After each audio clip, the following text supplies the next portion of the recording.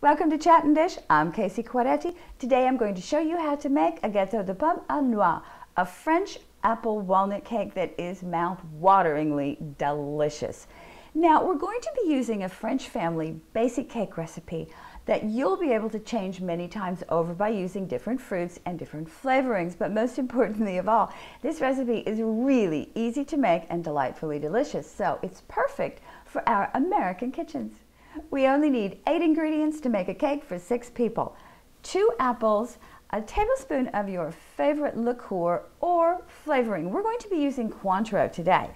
We're going to need 3 eggs, 60 grams of walnuts, 100 grams of butter, 150 grams of powdered sugar, and then 120 grams of all-purpose flour and a teaspoon of baking soda. That's it. Let's get started. Preheat your oven to 375.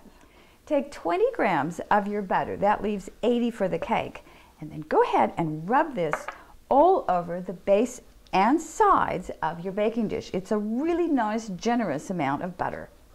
Sprinkle 20 grams of your powdered sugar all along the bottom and sides of your baking dish.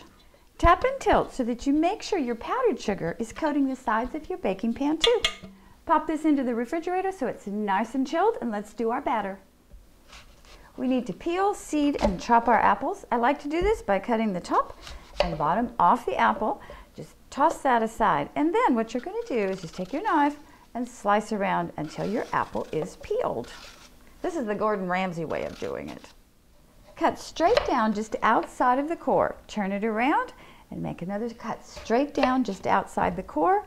And then again outside the core and just outside the core. Toss the inside away and you are ready to make perfectly even apple slices. But today we don't need to do that. We're going to actually just go ahead and chop this up. Just chop your apple. You want small pieces.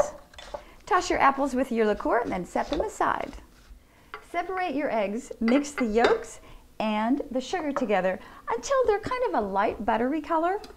While the eggs and the sugar are mixing together, go ahead and mix together with a fork your baking soda and your flour. You want to get that incorporated. And at the same time, pop your butter into the microwave. It takes about 30 seconds. You want it melted. Slowly add your butter. Once your butter is incorporated, slowly add in your flour. At this point, our batter is quite stiff, like this. Just fold in your nuts.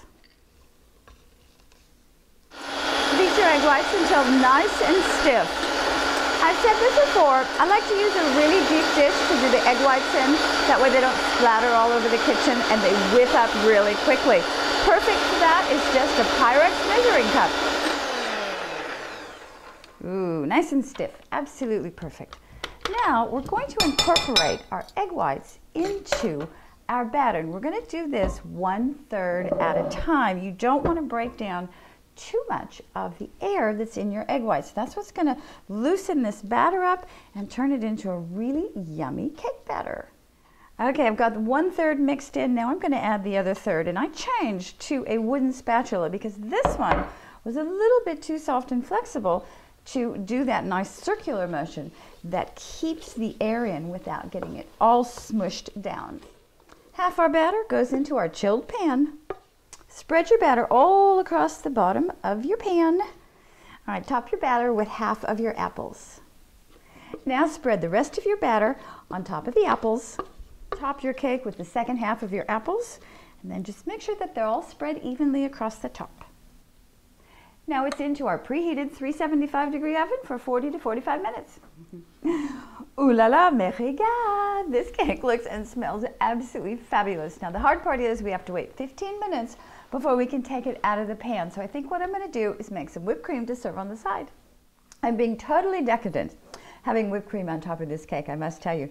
Usually when I serve it to the family, I don't put anything on top of it.